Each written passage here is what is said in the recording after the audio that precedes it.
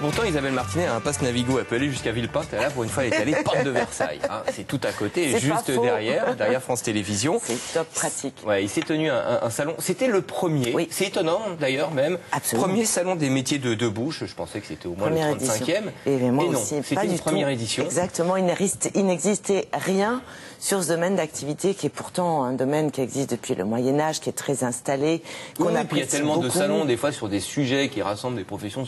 Ils font un salon. Très pointu. Et là, c'est tout de même une profession très importante. C'est l'occasion pour eux aussi de faire le bilan de la profession en général. Tout à fait, parce qu'on a quand même un domaine d'activité qui regroupe 300 000 entreprises en France, un chiffre d'affaires de 95 milliards d'euros. Donc c'est important. Il s'agit de tous les commerces de proximité. C'est le boucher, le charcutier, le boulanger, le primeur, le fromager, enfin, tous ces commerces qui font vivre nos centres-villes, qui les animent et auxquels on est, c'est vrai, assez attachés. Donc c'était l'occasion pour eux de se regrouper, de faire un bilan sur leur activité et puis aussi d'échanger de façon à progresser. C'est ça l'intérêt de ce salon, c'est que vous avez d'une part tout ce qui concerne les équipements, les vitrines réfrigérées, les chambres froides, le matériel de coupe qu'il faut renouveler et qui est en totale progression tout le temps. Ça, ça évolue en permanence. Et puis vous avez ces métiers qui essayent de répondre tout le temps à l'attente du consommateur, qui essaient eux aussi de progresser dans les produits, dans la présentation, dans l'agencement du magasin. Donc c'était l'idée. Oui, c'est ça. L'idée, c'est de donner encore plus d'attrait à ces commerces de proximité. D'autant qu'il y a encore peu de temps, on parlait du déclin du petit commerce au profit du supermarché ou de la grande distribution en règle générale. Eh bien, en fait, pas du tout. C'est un marché qui se porte plutôt bien. Et c'est d'ailleurs ce que nous a dit le ministre de la Consommation, Frédéric Lefebvre, qui a inauguré cette première édition. Évidemment, Télématin était là, évidemment. Ben voilà, j'ai le plaisir de déclarer ouvert ce premier salon des métiers de bouche. Je veux vous féliciter de cette initiative. Il y a un retour des consommateurs vers le commerce de proximité, vers le commerce de centre-ville, parce qu'il y a une recherche d'authenticité. Et donc notre devoir, il est d'être aux côtés de ces professionnels. D'abord parce qu'en termes économiques, c'est une chance pour la France, 1 100 000 emplois, parce que c'est essentiel pour l'équilibre des territoires. Le commerce alimentaire de proximité, même si c'est un secteur traditionnel, présente des gammes de produits de plus en plus innovantes et évoluées en termes de recettes, en termes de composition, de présentation.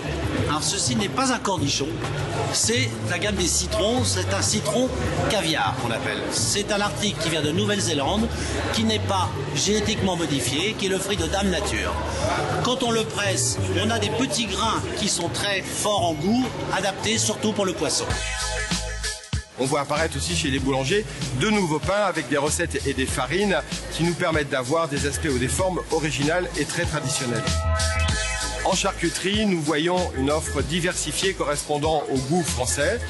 Les bouchers, on voit réapparaître des morceaux un peu oubliés, comme les produits tripiers qui sont excellents nutritionnellement et gustativement. Être meilleur ouvrier de France du métier de fromager, c'est être capable d'affiner les meilleurs fromages pour que le consommateur puisse déguster au meilleur moment les fromages qu'on lui propose. C'est également un devoir de transmission auprès des jeunes pour les générations futures et c'est aussi être capable de véhiculer l'image de la France au travers du fromage n'importe où dans le monde. Bien sûr que ce commerce a un avenir parce que l'authenticité, c'est ce que veulent les consommateurs. Parce que de surcroît, ce commerce est en train d'évoluer. Il a compris qu'il fallait offrir un certain nombre de services que les consommateurs ne trouvaient auparavant que dans les grandes surfaces.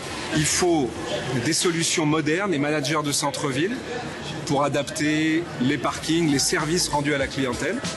Et en s'adaptant, puisqu'il correspond à l'attente des consommateurs, c'est-à-dire plus d'authenticité, eh bien, il a un vrai avenir devant lui, ce commerce de centre-ville. Bon. Ouais. Alors c'est vraiment l'occasion de découvrir, redécouvrir et développer les commerces de bouche, hein, et puis toute la gastronomie également. Il y a de nouveaux produits, on l'a vu là avec ce citron qui ressemble à un cornichon. Oui, il y a tout un tas de nouveaux produits. Déguisé. Le citron déguisé, ça fait partie des exemples qu'on a pu noter sur place. Ça a été l'occasion aussi de vérifier ce que peut être un meilleur ouvrier de France dans le domaine du fromage. Alors question, ouais, parce que un meilleur ouvrier de France, l'artisan fromager, il fabrique pas, il produit pas.